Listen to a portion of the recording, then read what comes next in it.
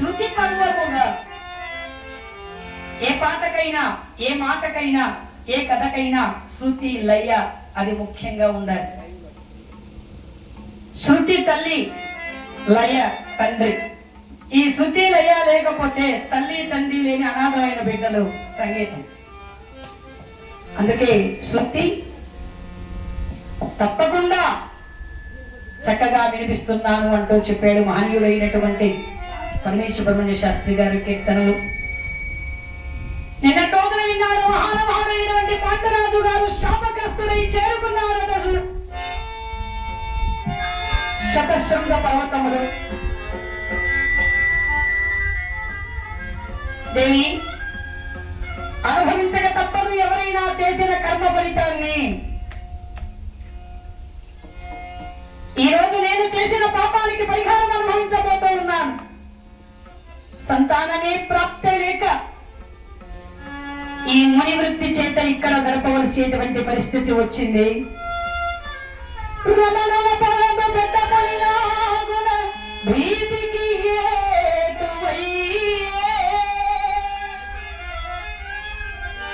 పాండురాజు యవ్వనమలతయు అడవి కాచిన వెన్నెల చందమా చేసిన కర్మము తీరదు ఎవరికైనా అనుభవింపక తప్పదు కదా సతులారా అనుభవింపక తప్పదు కదా సతులారా.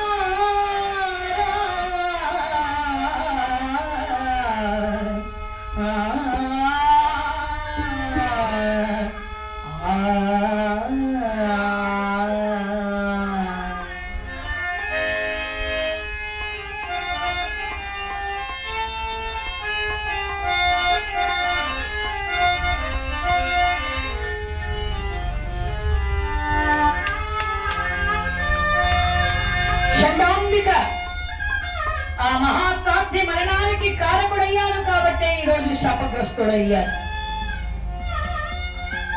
తెలిసి చేసినా తెలియక చేసినా తప్పు తప్పే, పాపము పాపమే, పాపానికి పరిహారము తప్పదు.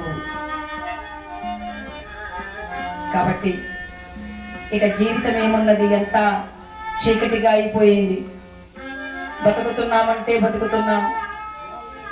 ఇక మనకు భగవన్నామస్మరణ తప్ప మరి ఇంకా వేరే ఏమీ లేదు అనే జీవితం మీద విరక్తితో మహనీయుడైనటువంటి పాండురాజు గారు తన ఇద్దరు భార్యమైన కుంతి మాతృల చేత వారికి కూడా మంచి బోధలు చేస్తూ మహామునుల సమాసంతో అలా శతశృంగ పర్వతములో నివసిస్తూ ఉన్న సమయంలో ఒక రోజున మహానుభావుడైనటువంటి పాండురాజు గారి దరిలో ఆయనకు అప్పగించారట సప్త ఋషులు. అయ్యా మహానుభావులారా, ఎంతటి అదృష్టము నాకు మీ దర్శన భాగ్యం కలిగింది. మీరు ఎక్కడికి వెళుతున్నారో తెలుసుకోవచ్చా అని అడిగాడు. నమస్కరించి పాండురాజు గారు, నాయనా మేము బ్రహ్మలోకానికి వెళుతున్నాం, అయితే నన్ను కూడా వెంట పెట్టుకొని వెళ్ళండి, తీసుకెళ్ళి వెళ్ళండి. ఇంకా నేను ఎవరివి బ్రహ్మలోకానికి తీసుకొని వెళ్ళమంటున్నారు. అందరూ వచ్చేటువంటి పరిస్థితి ఉండదు బ్రహ్మలోకానికి. బ్రహ్మలోకానికి రావడానికి ఒక అర్హత కావాలి. ఆ అర్హత ఏమిటంటే శత అశ్వమేధ యాగాలు చేసినటువంటి పుణ్యాత్ములకే అక్కడ యోగం, అడుగు పెట్టేటువంటి యోగము. కాబట్టి అవకాశం లేదు. స్వామి, నేను కూడా మా అన్నగారి చేత 100 అశ్వమేధ యాగాలు చేయించినటువంటి పుణ్యాత్ముడను. ఆ అర్హత ఉంది కాబట్టే మిమ్మల్ని అడుగుతున్నాను. అయినా ఇంతకీ నీవు ఎవరవయ్యా? హస్తినాపురాన్ని పరిపాలన చేసే మహారాజుని, పేరు పాండురాజు. రాజు అయినటువంటి నీవు రాజ్యం ఏలకుండా ఈ వేషమేమిటి? నీ ఉన్నటువంటి ఈ ప్రదేశం ఏమిటి? స్వామి, నేను రాజుని, రాజ్యాన్ని పరిపాలన చేసేవాణ్ణి, కానీ శాపగ్రస్తుణ్ణి. నాకు ఇక పిల్లలు పుట్టే యోగం లేదు. కింద కూడా మహర్షి నన్ను శపించారు. అందుకే జీవితం మీద విరక్తితో నేను బ్రహ్మచర్య వ్రతాన్ని స్వీకరించి నా భార్యలతో పాటుగా ఇక్కడే ఉంటున్నాను. ఏమన్నావు? నీకు పిల్లలు పుట్టే యోగము లేదా? ఎవరు చెప్పారు? అలా ఎలా అవుతుంది స్వామి? భార్యల పొందే చెయ్యకపోతే బిడ్డలు ఎలా పుడతారు? పిచ్చివాడా, సంతానానికి దానికి సంబంధం లేదు. నేను తప్పనిసరిగా సంతాన యోగము ఉన్నది మేము చెబుతున్నాం. మా మాట ఎప్పటికీ పొల్లుపోదు. ఆ మాట వినగానే పరమానంద పడిపోయాడట మహానుభావుడైనటువంటి పాండురాజు గారు. భక్త మార్కండేయులకి దీర్ఘాయుష్యమంతుడిగా చేసిన మహనీయులు మీరు. వాళ్ళ ఒక్క మాట వలనే మార్కండేయుడు చిరంజీవిగా నిలిచిపోయాడు చరిత్రలో. అంతటి మహాత్ముడైనటువంటి వారు సప్తఋషులు. మీ మాట అంటే అది వేదమే, అది జరిగి తీరుతుంది. ఆగు, నీ పెద్ద భార్య కుంతి మూలంగా నీకు తప్పనిసరిగా సంతాన యోగం ఉన్నది. మా మాట పొల్లిపోదు, శుభం భూయాత్ అని విడిపోయారు వాళ్ళు. పరుగు పరుగున వచ్చారు పాండురాజు గారు. దేవి, కుంతి ఎక్కడ? త్వరగా రావాలి. స్వామి, ఎప్పుడూ విచారంతో బాధపడేటువంటి వారు మీరు ఈ రోజు ఇంత ఆనందంగా కనిపిస్తున్నారు. ఏమిటి విషయము? దేవి, మనకు సంతానం కలుగుతుందట. మనక సంతానమా? ఎలా స్వామి? నీ మూలంగానే? నా మూలంగానా? అక్కయ్య, మీ మూలంగా మనకు సంతానం కలుగుతుందని స్వామి చెబుతున్నారా? అవునమ్మా, అదే ఎలా అని అడుగుతున్నా. దేవి, ఎవరు చెప్పినా నమ్మేవాణ్ణి కాదు. సప్త ఋషులు చెప్పారు నాకు. నీ పెద్ద భార్య కుంతి మూలంగా నీకు తప్పనిసరిగా సంతాన యోగ ప్రాప్తి ఉంది అని. ఒక్కసారి మనసు పెట్టి ఆలోచించు దేవి అన్నాడు ఆయన. అవును స్వామి, ఆ మహనీయుల మాట పొల్లుపోలేదు. ఆ మహాత్ములు చెప్పిన మాట నిజమే. నా పెళ్లి కాకముందు మా ఇంటికి దూర్వాసమునింద్రుడు వచ్చారు. ఆయనకు సేవలు చేశారు. ఆయన సంతుష్టులయ్యారు. నాకు ఒక మంత్రాన్ని ప్రసాదించారు. ఈ మంత్రము ఏ దేవుడి కోసమై నీవు చదువుతావో కుంతి, ఆ దేవుడి వలన నీకు పుత్ర సంతానము కలుగుతుంది అని మాకు వరమిచ్చారు. మరి కుంతి, ఎన్ని రోజులు నాకు ఆ విషయం చెప్పలేదేవి? గుర్తు రాలేదు స్వామి. మీరిప్పుడు అడిగితేనే నాకు గుర్తొచ్చింది. అయితే ఇక ఒక్క క్షణం కూడా ఆలస్యం చెయ్యకు. ధర్మ విశారదుడైనటువంటి ధర్మమూర్తి అయినటువంటి ఆ యమధర్మరాజుని ఆరాధించి నీవు ధర్మమూర్తి అయినటువంటి పుత్రకుడిని కనులేవి. అలానే స్వామి, తలారా స్నానం చేసి వచ్చి భర్త పాదాలకు నమస్కరించి ఆయన అనుమతితో దుర్వాస మహాముని ఇచ్చినటువంటి మంత్రాన్ని యమధర్మరాజు కోసమై చదివిందట కుంతీదేవి. ఆ తక్షణమే మహాశక్తి సంపన్నుడైనటువంటి మహనీయుడైనటువంటి ఆ యమధర్మరాజు ప్రత్యక్షమయ్యారట అక్కడ.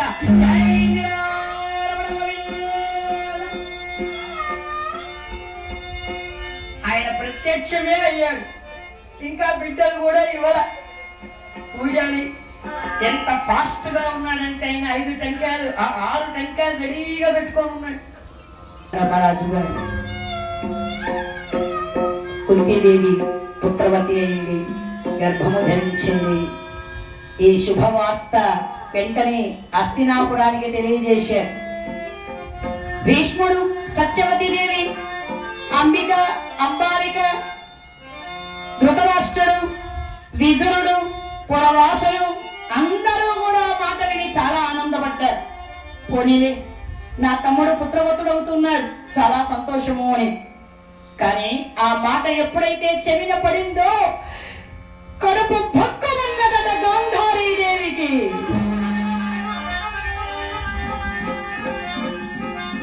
ఏమే దాసి, నువ్వు చెప్పేది నిజమేనా? అవునమ్మా, కబురొచ్చిందట శతశృంగ పర్వతం నుంచి. కుంతీదేవి గారు గర్భవతిగా ఉన్నారట. గర్భవతిగానా? శాపం ఉండేటువంటి కుంతికి గర్భం ఎలా వచ్చింది? దుర్వాసముని మంత్రం ఇచ్చాడట. ఆ మంత్రం వలన ఆమె గర్భవతి అయిందట. నా బతుకెందుకే? ఎందుకమ్మా ఏడుస్తున్నారు? ఆమె మంత్రం వచ్చు కాబట్టి వెంటనే గర్భవతి అయింది. నాకు ఏ మంత్రము రాలేదే. అమ్మా వాళ్ళవంటే శాపం కాబట్టి వాళ్ళకి మంత్రాలు కావాలి. మీకే శాపము లేదు, పక్కనే మహారాజు ఉన్నారు, మీకెందుకమ్మా మంత్రము? అవునులే, దేనికైనా అదృష్టం ఉండాలి. నా భర్తకు కళ్ళు లేవు కాబట్టి రాజుగా అయ్యే యోగం లేదు. పోనీ నా బిడ్డైనా రాజు అవుతాడనుకుంటే ఆ యోగము లేకుండా ముందే కుంతి గర్భవతయింది. నాకు ఆ గర్భం లేదు, కడుపు లేదు, కాకరకాయ లేదు, ఏమీ లేదు. నా బతికింతే ఏమిటో కొన్ని జన్మలు అంతే. అమ్మా అమ్మా అమ్మా బాధపడకండి అమ్మా, మీరు కూడా తొందరలో పుత్రవతి అవుతారు. నిజంగానా? నిజంగా తల్లి, ఏమో చూద్దాంలే అని బాధపడుతున్న కొన్నాళ్లకి ఈమె కూడా గర్భవతి అయిందన గాంధారీదేవి. ఈమె గర్భవతి అయిందన్న ఆనందం కంటే నాకంటే కుంతి ముందు పుట్టను గణేస్తుందేమో, ఆమెకు పుట్టినటువంటి బిడ్డే మహారాజు అవుతాడేమో. చూడండి, నేను ఆడవాళ్లను అసూయను పక్కన పక్కన పెడితే ఒకేలాగుంటారు. ఆడదానికి ఆడదే శత్రువని ఊరికే కాదండి అనేది ఇలాగని. గాంధారీదేవి ఆమె చెడ్డది కాదు, మంచిదే. కానీ ఏదో ఆడవాళ్లకు ఉండేటువంటి చిన్నపాటి కొంతటి బాధ. అమ్మా 8 నెలలు 9 నెలలు వస్తుంది, ఇంకా ఏమీ అక్కడి నుంచి కబురు రాలేదు. అమ్మా 10వ నెల గడబడింది, ఆమె బిడ్డను ప్రసవించలేదు. అమ్మా 11వ నెల వచ్చింది, ఇంకా పిల్లాడు పుట్టలేదు. కాస్త ధైర్యం వచ్చిందట గాంధారికి. మామూలుగా 9 నెలలు లేకపోతే 10 పూర్తయి బిడ్డను ప్రసవించేస్తారు. ఒకవేళ ప్రసవ వేదన చేపితే కోసేది తీసేది ఇప్పుడు మనకంతా అలవాటు అయిపోయింది. అదే కదా ఇప్పుడు పిల్లల్ని ఎంత ఫాస్ట్ గా ఎంత గొప్పగా కంటున్నారంటే, ఎప్పుడు పుట్టాలో, ఏ క్షణంలో పుట్టాలో, ఏ నక్షత్రంలో పుట్టాలో, ఏ తిథిలో పుట్టాలో, ఏ వారం పుట్టాలో, ఏ క్షణంలో పుట్టాలో మొత్తం ముహూర్తం వీళ్ళు రాయించి బిడ్డల్ని కంటున్నారు. చాలా మంది మంచి టైంలో పుట్టాలని ఆపరేషన్ చేయించి మరి బిడ్డల్ని కంటున్నారు. కానీ చాలా తప్పండి. కడుపులో ఉండేటువంటి వాడి రాత భగవంతుడు రాస్తాడు, మనం ఎక్కడ రాయడానికి, మన ఏమైనా దేవుళ్ళ మా రాయడానికి. మీరు ఎంత ముహూర్తం పెట్టి కన్నా కూడా వాడు పడాల్సిన బాధ పడాల్సిందే, వాడు పడాల్సిన కష్టం పడాల్సిందే. వాడి అదృష్టం వాడితోనే ఉంటుంది, వాడి దురదృష్టం వాడితోనే ఉంటుంది. ఈ ఒక్క మాట గాని మనం ఆలోచించగలిగితే ఇంత ఆత్రం బాధ ఉండనే ఉండదు. ఏ మనిషికైనా కష్టము సుఖము లేకుండా ఏ మనిషి ఉండలేడు, ఉండబోడు, ఉండకూడదు కూడా. కష్టం ఉంటేనే సుఖం విలువ తెలుస్తుంది. బాధపడితేనే ఆనందము చాలా ప్రశాంతతనిస్తుంది. కష్టము సుఖము కలిగితేనే జీవితం.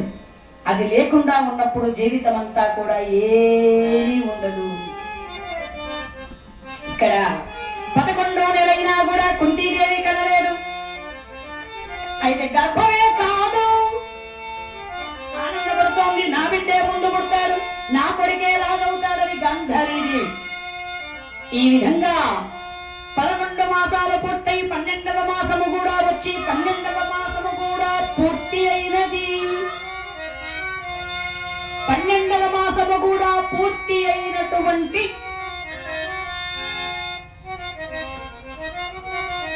అభిజిత్ లగ్నమందు, అభిజిత్ లగ్నము అంటే ఆ లగ్నము తిరుగుండదు, మార్పు ఉండదు. దాని గురించి ఇంకా ఆలోచించాల్సిన అవసరమే లేదు. అభిజిత్ లగ్నము అంటే మిట్ట మధ్యాహ్న సమయం, సూర్యుడు నడినెత్తిన ఉన్నప్పుడు. సీతారాముల కళ్యాణము ఏ మాసము అంటే ఒక్కోసారి మార్చి, ఒక్కోసారి ఏప్రిల్లో వస్తుంది. నవమి తిథి, చైత్ర మాసం, శుద్ధ నవమి. అభిజిత్ లగ్నమందు రాముడికి పెళ్ళయింది అంటే మధ్యాహ్న సమయంలో. అందుకే ఎప్పుడు ఎన్ని సంవత్సరాలు వచ్చినా కూడా రాముడి పెళ్లి మధ్యాహ్న సమయంలోనే చేయాలి. కానీ సాయంకాలం చేస్తాం, పొద్దున్నే చేస్తాం అంటే శాస్త్రం ఒప్పుకోదు. ఎందుకంటే కొన్ని పెళ్లిళ్ళు కొన్ని రకాలుగానే చెయ్యాలి. మనం చేయడానికి ముహూర్తం మార్చడానికి కుదరదు. అలాగే అభిజిత్ లగ్నం అంటే మిట్ట మధ్యాహ్న సమయములు. భాస్కరాది గ్రహములు సరియగున్నదనుక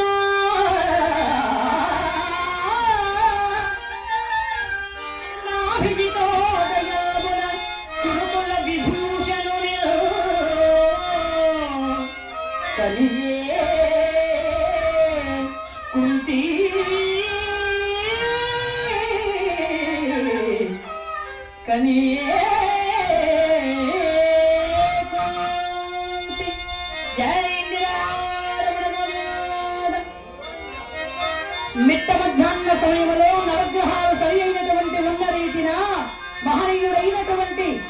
యమనందనుడిగా అభిజి గద్దమందు అవతరించాడట ధర్మమూర్తి. దేవతలు పూలవర్షం కురిపించారు, దేవదంతులు మోగించారు.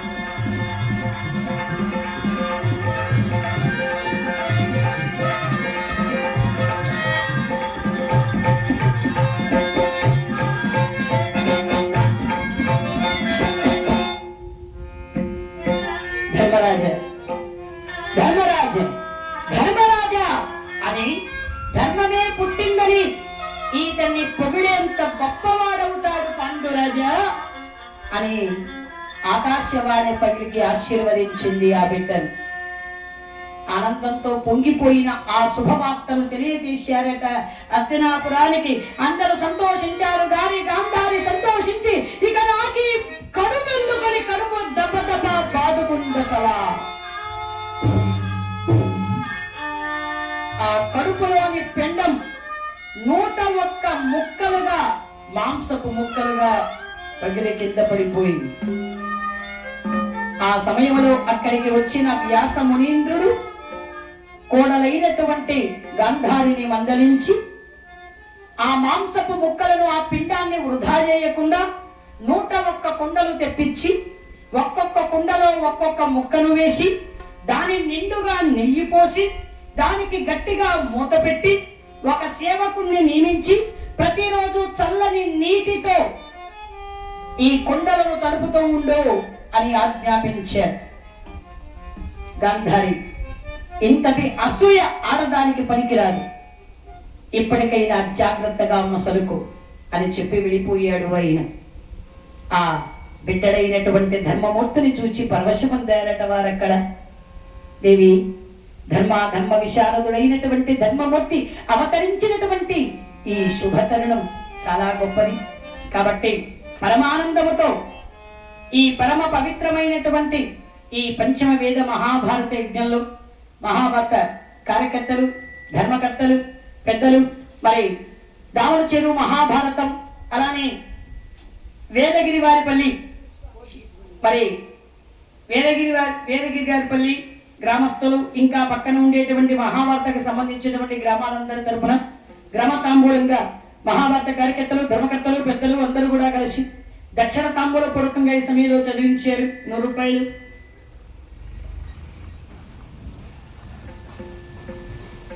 అలానే ధర్మరాజు పుట్టినటువంటి శుభ సమయంలో మరి మహనీయులైనటువంటి పాండవ జనన కథలో ధర్మమూర్తి యుధిష్ఠరు అవతరించిన ఈ శుభ సమయంలో బెంగళూరు వాస్తవ్యులు మరి జి ఉమాశంకర నాయుడు గారు, వారి భార్య జి అనురాధ, కూతురు జి వారుణి, అలానే కొడుకు మాసన్, వీరందరూ కూడా కలిసి ఈ పంచమ వేద మహాభారత యజ్ఞంలో మరి గుడికి గారు 500 రూపాయలు ఈ మహాభారత యజ్ఞానికి విరాళంగా చదివిస్తూ హరిదాసు గారికి మరి 51 రూపాయలు చదివించారండి. వారికి వారి కుటుంబానికి కూడా ఆ జగన్మాత అయినటువంటి ద్రౌపది మాత, పంచపాండవులు, శ్రీకృష్ణ మాతలు ఎల్లవేళలా అష్టైశ్వర్య భోగభాగ్యాలు ఇచ్చి వారిని వారి కుటుంబాన్ని సర్వదా రక్షించాలని మనసారా కోరుతున్నాం.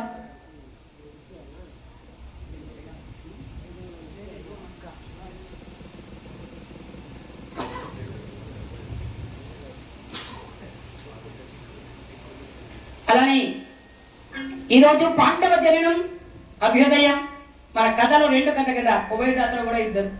ఇదేదో బాగుందండి. ముగ్గురు కూడా పెంచండి, ఇబ్బంది ఏం లేదు. అవునా, 5 మంది పాండవులు అంట. అబ్బా, అయితే 100 మంది కౌరవులు ఉన్నారు.